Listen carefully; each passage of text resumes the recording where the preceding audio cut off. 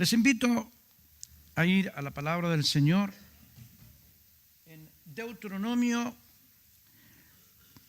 capítulo número 6.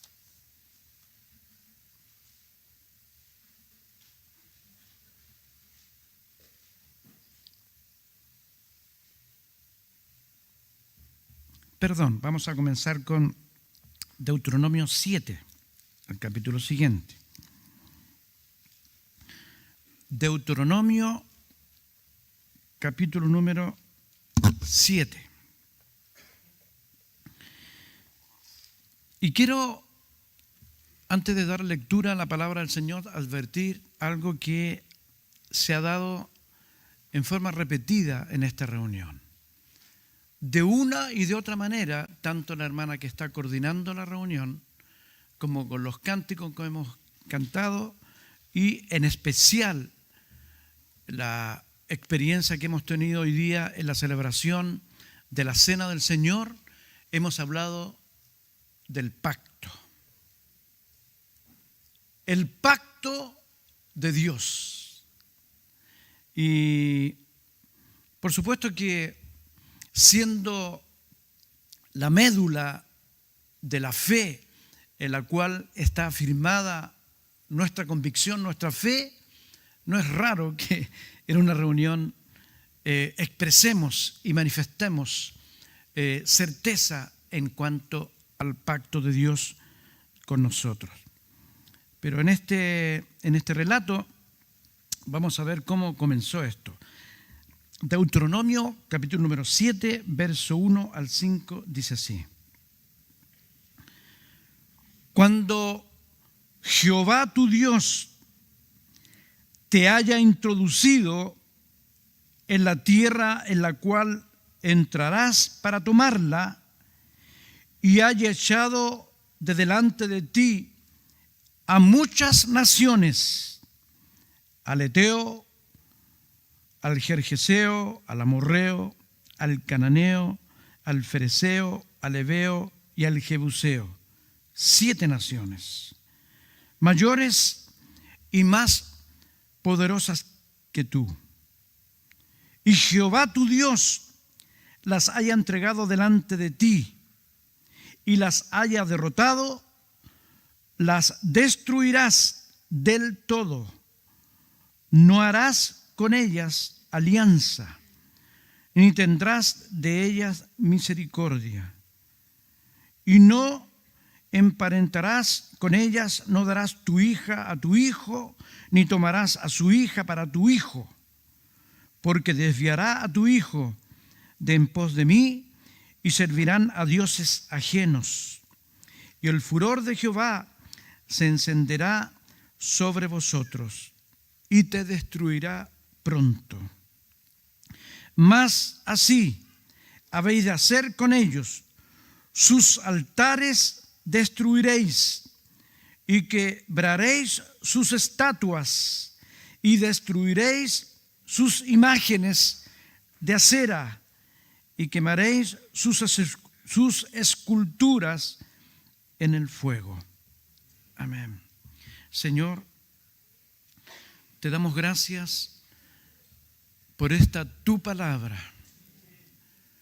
Y te damos gracias, Señor, porque tu palabra es fiel y permanece para siempre.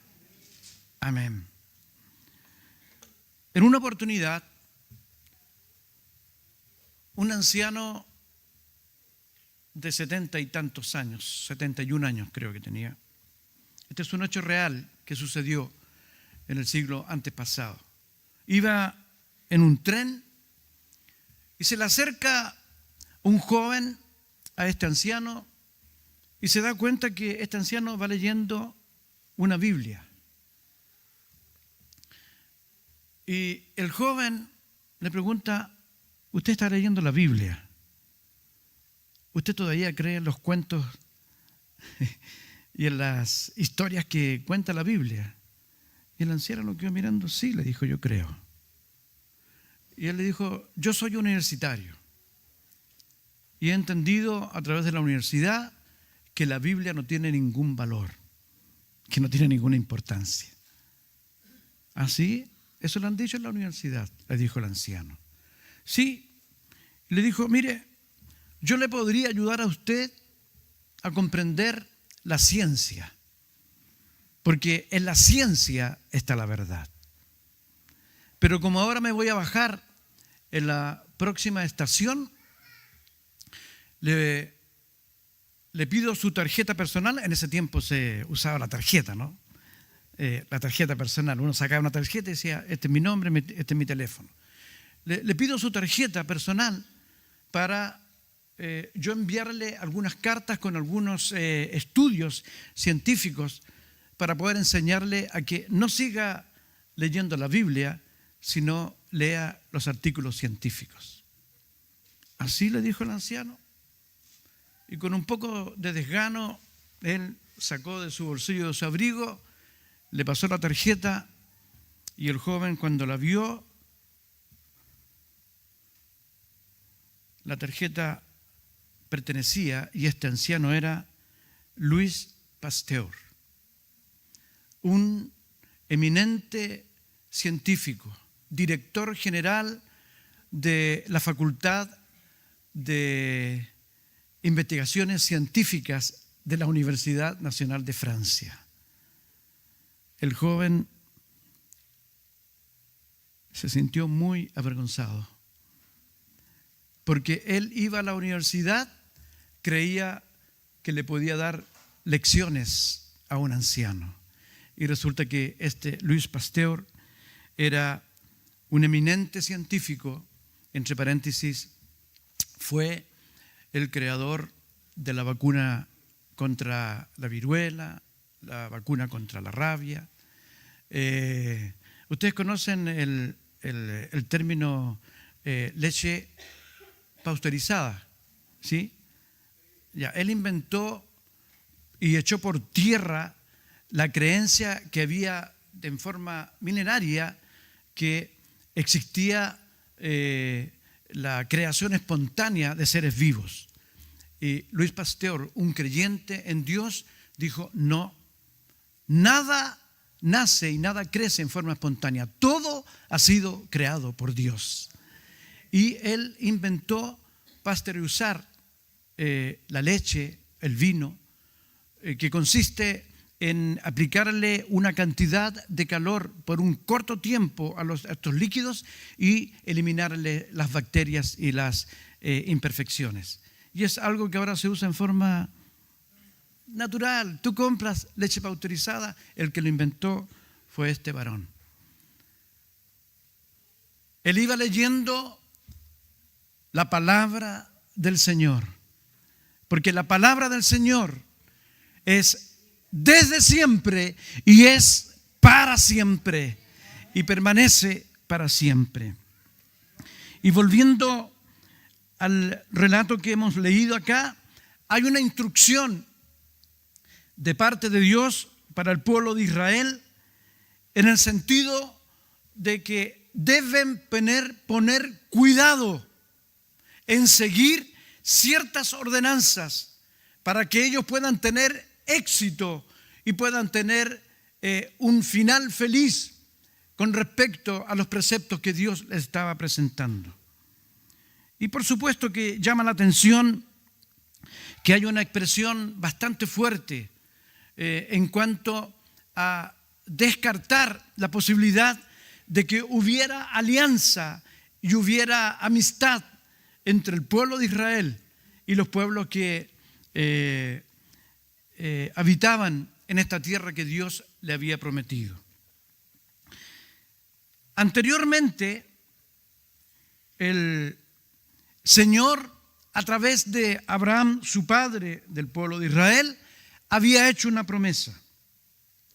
Y continuamos con el capítulo número 7.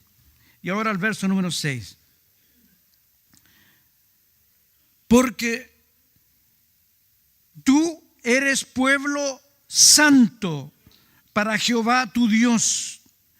Jehová tu Dios te ha escogido para hacerle un pueblo especial, más que todos los pueblos que están sobre la tierra. Hermanos, quisiera hacer un paréntesis aquí con esto. Y me quiero referir especialmente a los hermanos que están participando del discipulado, que están recibiendo los primeros pasos en la palabra del Señor. Y por supuesto también a toda la iglesia. Muchas veces es incomprensible para el que no conoce la palabra del Señor, ¿por qué nosotros tenemos que leer y por qué nosotros tenemos que conocer historias de Israel? ¿Por qué nosotros tenemos que entender el antiguo pacto si nosotros estamos viviendo en otro tiempo? El antiguo pacto es solamente la sombra de lo que había de venir. Todo lo que sucedió en el tiempo antiguo representa y muestra en una pequeña parte lo que nosotros estamos viviendo por gracia hoy día en nuestras vidas. Así que cuando nosotros acudimos a los relatos y a las historias del antiguo pacto y del pueblo de Israel, no es que nosotros seamos Israel. Nosotros tenemos las mismas promesas y estamos bajo el mismo pacto del Dios viviente hoy día. ¿Lo crees, hermano? Amén. Así como Dios era Dios de Israel, así Dios es Dios de la iglesia en este tiempo. Y aquí hay una expresión, porque tú serás mi pueblo especial. Y nosotros nos sentimos también especiales para Dios. Hay un paralelo muy precioso, muy grande entre la historia de Israel y la historia de la iglesia. Porque tú eres pueblo santo para Jehová tu Dios. Jehová tu Dios te ha escogido para hacerle un pueblo especial, más que todos los pueblos que están sobre la tierra. Y aquí viene una aclaración de inmediato para que no se les hinchara el pecho. Le dice: no por ser vosotros más que todos los pueblos os ha querido Jehová y os ha escogido, pues vosotros erais, ¿qué dice? El más insignificante de todos los pueblos. Sí, porque hay una cierta actitud que el ser humano adopta cuando es amado por Dios. Se siente tan especial que comienza un poco a mirar en menos, empieza a mirar por debajo a los demás. Pero el Señor le aclara al pueblo de Israel y también nos aclara a nosotros. El Señor nos considera un pueblo especial, pero no porque nosotros seamos especiales, sino porque Él nos ama. Y Él nos ha dado esta condición especial. Y también reconocemos que éramos pequeños. Amén. Éramos pequeños. Éramos insignificantes, pero en las manos del Señor, el Señor nos ha levantado. Verso 8. Sino por cuanto Jehová os amó y quiso guardar el juramento que juró a vuestros padres, os ha sacado Jehová con mano poderosa y os ha rescatado de servidumbre de la mano de Faraón, rey de Egipto. Conoce pues que Jehová tu Dios es Dios fiel, que guarda el pacto y la misericordia a los que le aman y guarda sus mandamientos hasta 1000 generaciones. A eso hacía referencia que la hermana Tamara lo leyó hace un momento atrás. Yo no creo que tú me hubieras leído el bosquejo, ¿no? El Señor se lo dio a ella también. El Señor ha querido guardar al pueblo de Israel y el Señor nos ha guardado a nosotros también, porque el Señor le dio promesa a Abraham. Promesa a Abraham. Hermanos, casi 600 años antes le había prometido a Abraham que le iba a entregar una tierra una tierra donde ellos se pudieran establecer. Y ahora, cuando están en vísperas de salir de la tierra de Egipto, en la cual habían estado sometidos, esclavos, por casi 400 años en Egipto, ahora cuando ya están preparados y Dios ha dispuesto la retirada de la esclavitud, Dios les dice las condiciones. De esta forma, ustedes podrán estar libres. Y el verso 10 de este capítulo 7 dice: y que da el pago en personas al que le aborrece, destruyéndolo, y no se demora con él que le odia. En persona le dará el pago.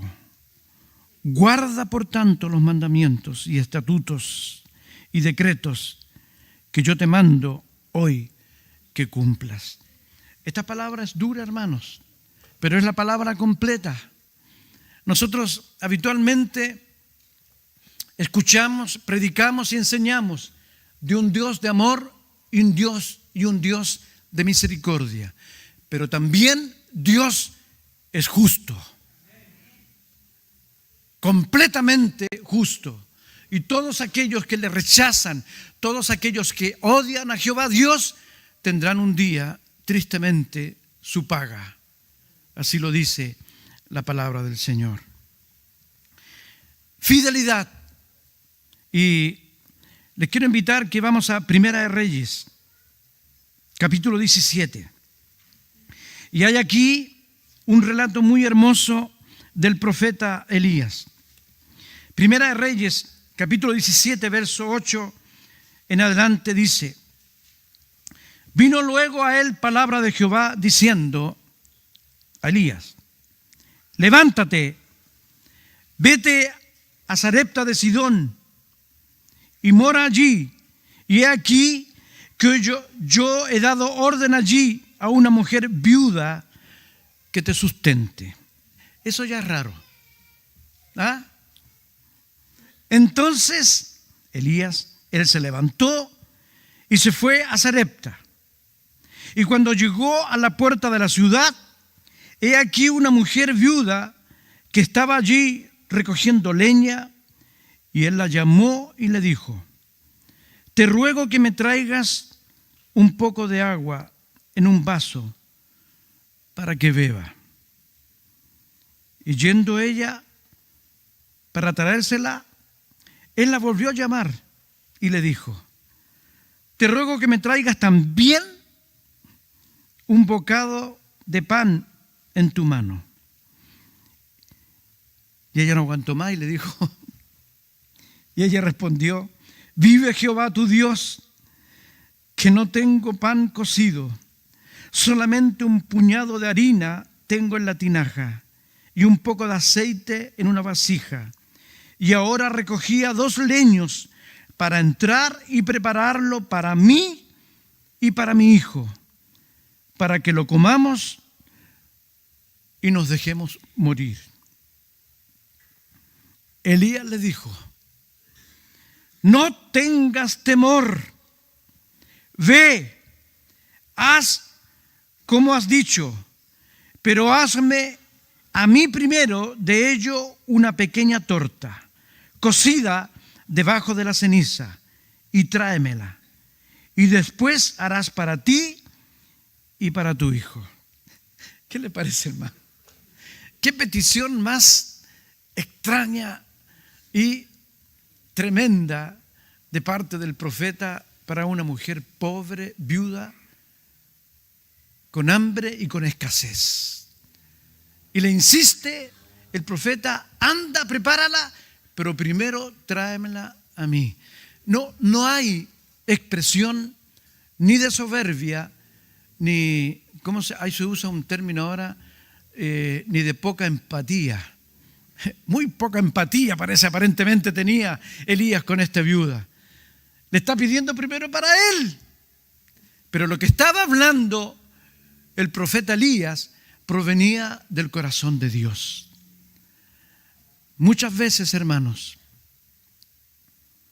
nosotros vamos a requerir de parte de Dios cosas que nos parecen impresionantes y que nos parecen muy difíciles. Pero piensa que si habla Dios, es que Dios tiene un propósito. Amén. ¿Y qué dice a continuación? Porque Jehová, Dios de Israel, ha dicho así: la harina de la tinaja no escaseará, ni el aceite de la vasija disminuirá, hasta el día en que Jehová haga llover sobre la faz de la tierra. Había una petición, pero también había una promesa de parte de Dios. Y yo te quiero transmitir, querida iglesia, en el nombre del Señor también: en ninguna de vuestras casas faltará la harina y el aceite, porque Dios proveerá para cada uno de nosotros. Se avecina, se vaticina, se dice que vienen tiempos difíciles para el país, para la humanidad, pero el Señor nunca nos dejará, el Señor nunca nos abandonará, porque el Señor es fiel y su pacto es eterno con nosotros también. Fidelidad de parte del Señor. Y el Señor establece un pacto y una alianza con el pueblo de Israel para sacarlos de la tierra en que ellos estaban. ¿Se recuerdan que vimos que hay que va a destruir al Jebuseo, al Heveo, todos con Heveo? 7 pueblos los voy a eliminar. Mire, si los tradujéramos, ¿quiénes son hoy día? Son Jordania, Cisjordania, el Líbano. ¿Les suenan esos nombres? Pueblos cercanos, vecinos, que hasta el día de hoy ellos están fuera de los límites de la frontera de Israel, porque Dios los prometió cuidarlos. Dios los prometió preservarlos hasta el final, porque es un pueblo que Dios ama y preserva. Parece que en este último tiempo han habido situaciones muy difíciles a veces de comprender, y lo quiero sacar a colación justamente a raíz de esta palabra. En octubre del año pasado, el pueblo de Israel fue atacado por Hamás y perecieron y fueron aniquilados muchos judíos, y alrededor de 140, 150 fueron llevados cautivos a la franja de Gaza.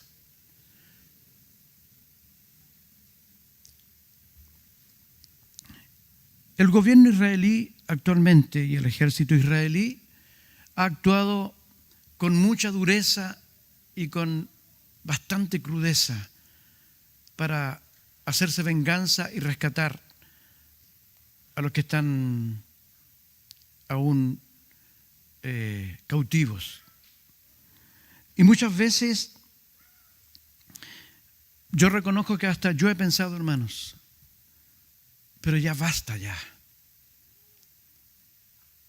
Un pueblo que está disminuido, me estoy refiriendo a los palestinos que están ahí en Gaza, y uno desearía que ya parara toda esta guerra y toda esta destrucción. Pero a través de la palabra del Señor también nos damos cuenta que el pueblo de Israel tiene muy arraigado en su corazón, en su mente, que la tierra que el Señor les dio es de ellos, y la van a preservar hasta el final. Aunque nos parezca a veces incomprensible y difícil de entender cómo puede haber tanta disparidad de fuerzas y de ataque, Dios ha prometido que va a preservar a su pueblo hasta el final. Por supuesto que Dios no aprueba y no está de acuerdo con la impiedad de destruir por destruir. Y que el Señor tenga misericordia y este episodio en particular pueda concluir pronto, aunque la palabra del Señor nos describe y nos enseña que los tiempos futuros y que los tiempos que vienen por delante no serán más tranquilos y no serán más pacíficos, porque el Señor viene pronto. Y todas estas cosas se tienen que dar, se tienen que manifestar, y el Señor viene pronto, y todas estas señales demuestran que el Señor viene pronto. Pero volvamos al propósito y al principio que Dios establece con su pueblo y que Dios establece con nosotros.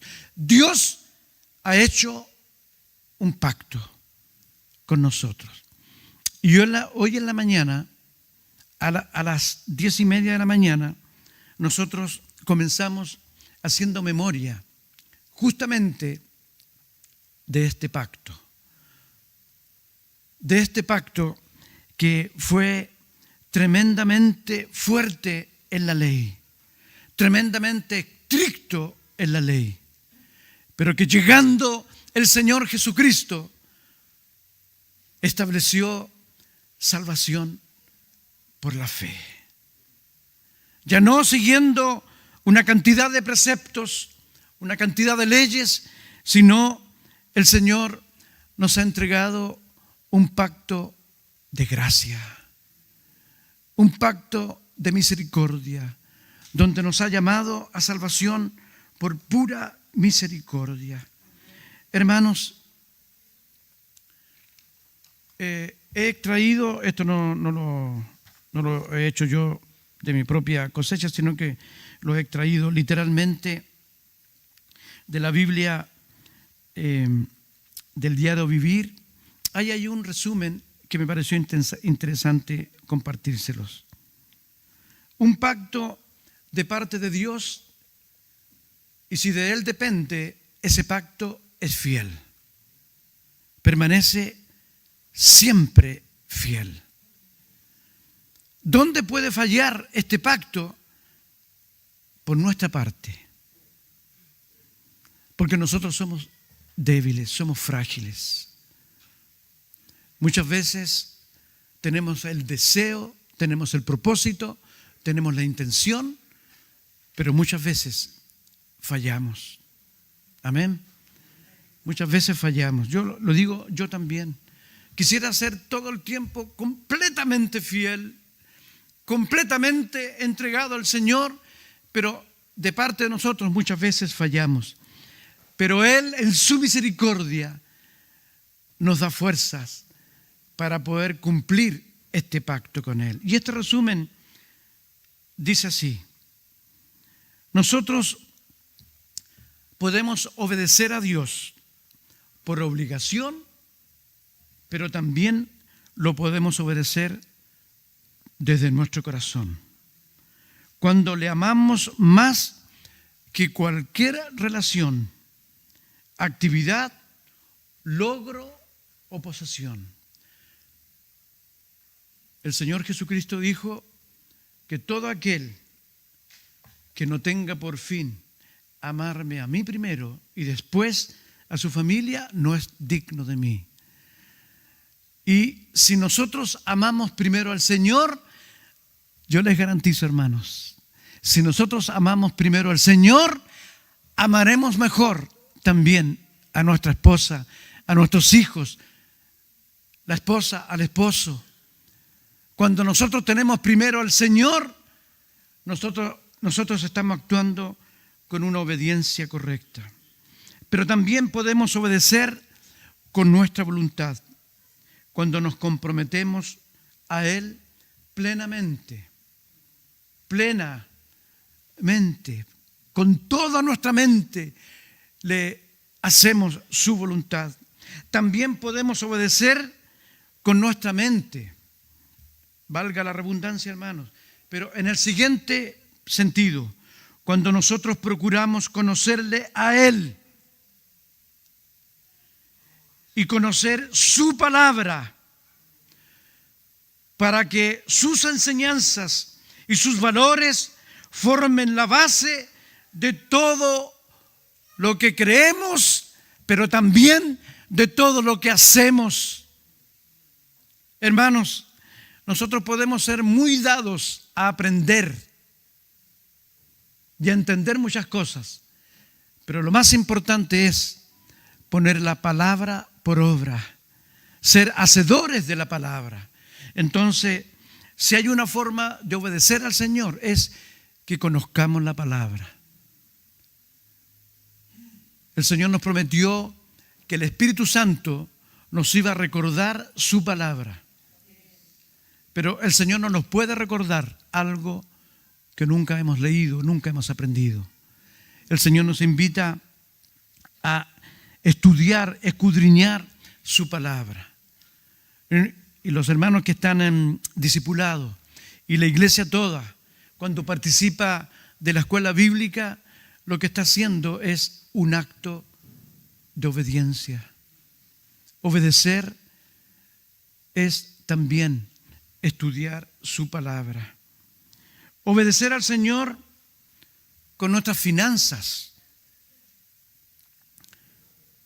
Cuando nosotros somos conscientes de que todos los recursos que poseemos al fin y al cabo vienen de Dios y nosotros solamente somos administradores y no dueños de todo lo que tenemos. Amén. Amén. Sí, el Señor les dio a Melissa y a su mamá un autito. Es del Señor. Y si ustedes lo usan para la honra del Señor, el Señor les bendecirá también. ¿Dónde está el pastor Chapo? Sí, de andar afuera. Bueno, el Señor también lo bendijo la semana con un vehículo nuevito. Y también, tú se lo dices, Clive. Y ese auto también es para la honra del Señor. El Señor, los recursos que nos ha dado, los medios que nos ha dado, son para honrar su nombre y para exaltar su nombre. También le podemos obedecer con esto también. Pero también nosotros podemos obedecer al Señor con nuestro futuro. ¿Qué quiere decir esto, hermanos? ¿Cuál es el sentido de nuestra existencia? ¿Para qué vivimos, hermanos? ¿Por qué estamos aquí? ¿Por qué nos gozamos en la casa del Señor? El propósito que el Señor ha establecido con su iglesia es que nosotros no quedemos mudos, que nosotros vamos y publiquemos las buenas nuevas de salvación, que vamos donde nuestros familiares, que vamos donde nuestros vecinos, nuestros compañeros, compañeras de trabajo y anunciamos el nombre de Jesucristo.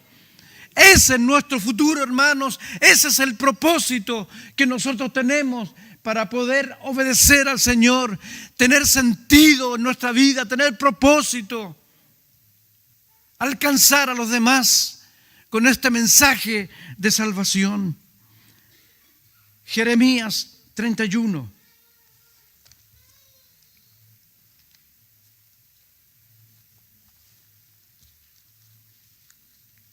Jeremías 31 y el verso 31.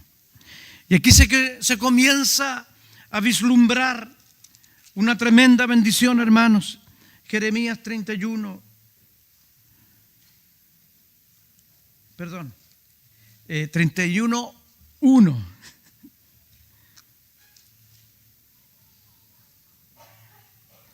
En aquel tiempo, dice Jehová, yo seré por Dios a todas las familias de Israel, y ellas serán a mí por pueblo.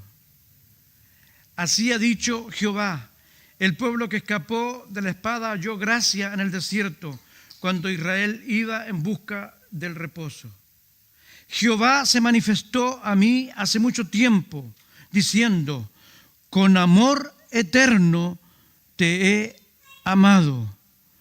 Por tanto, te prolongué mi misericordia y aún te edificaré y serás edificada, oh Virgen de Israel. Todavía serás adornada con tus panderos y saldrás con alegres danzas. Amén. El Señor nos ha dicho, te he amado con gran amor. Y desde el antiguo pacto Dios estaba preparando un tiempo glorioso para nosotros también, no solamente para el pueblo de Israel. Y luego en Mateo capítulo 26.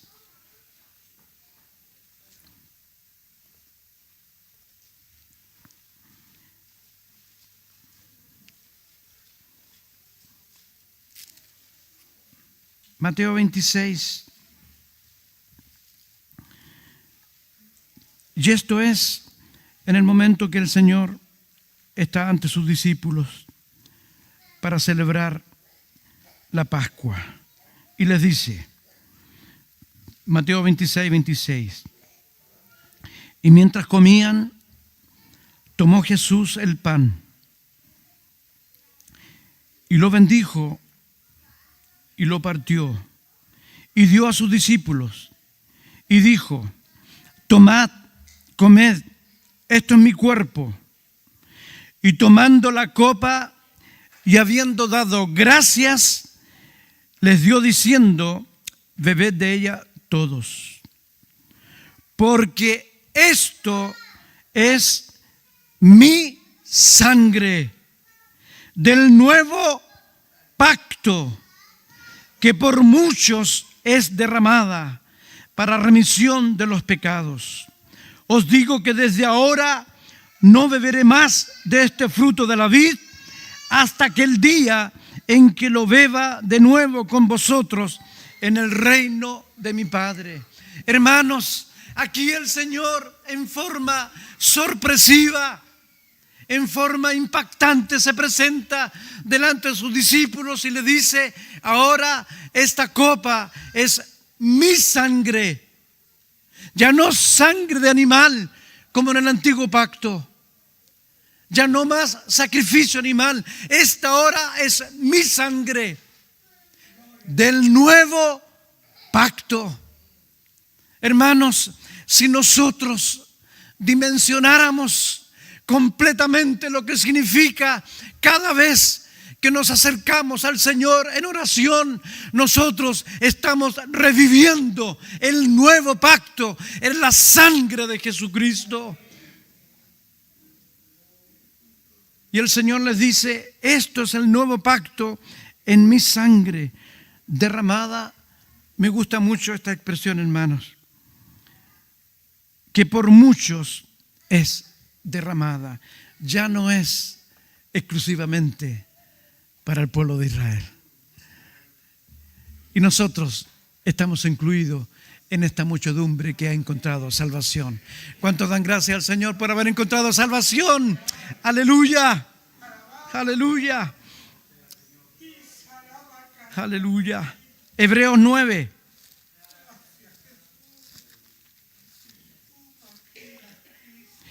Hebreos 9.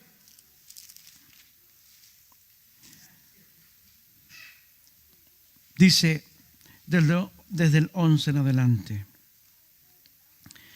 pero estando ya presente Cristo, sumo sacerdote de los bienes venideros, por el más amplio y más perfecto tabernáculo, no hecho de manos, es decir, no de esta creación, y no por sangre de machos cabríos ni de becerros, sino, aleluya, por su propia sangre. Entró una vez para siempre en el lugar santísimo, habiendo obtenido eterna redención. Porque si la sangre de los toros y de los machos cabríos y la ceniza de las becerras, rociados a los inmundos, santifican para la purificación de la carne, pregunta el escritor a los Hebreos, ¿cuánto más la sangre de Cristo, el cual mediante el Espíritu eterno se ofreció a sí mismo sin mancha a Dios, limpiará vuestras conciencias de obras muertas para que sirváis al Dios vivo? Aleluya. Así que Por eso es mediador de un nuevo pacto, para que interviniendo muerte por la remisión de las transgresiones que había bajo el primer pacto, los ha llamado que reciban la promesa ¿de qué? De la herencia eterna. Hermanos, tenemos herencia eterna, porque donde hay testamento es necesario que intervenga muerte del testador. Porque el testamento con la muerte se confirma, pues no es válido entre tanto que el testador vive, de donde ni aun el primer pacto fue instruido sin sangre. Queridos hermanos, porque habiendo anunciado a Moisés todos los mandamientos de la ley a todo el pueblo, tomó la sangre de los becerros y de los machos cabríos con agua, lana de escarlata e hisopo, y roció el mismo libro y también a todo el pueblo, diciendo: esta es la sangre del pacto que Dios os ha mandado. Y además de esto roció también con la sangre el tabernáculo y todos los vasos del ministerio. Y casi todo es purificado según la ley con sangre, y sin derramamiento de sangre no se hace remisión. El Señor Jesucristo derramó su propia sangre por nosotros. Aleluya. Alabado sea el nombre del Señor. Pero este pacto es completamente perfecto. Y termina con una promesa que el Señor la entregó y el Señor la cumplirá. Vamos finalmente al Evangelio de Juan, capítulo 14. Juan, capítulo 14.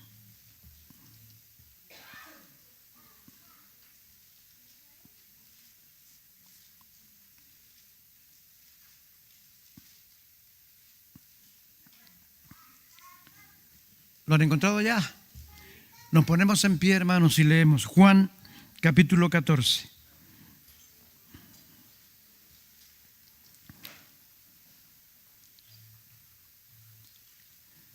No se turbe vuestro corazón.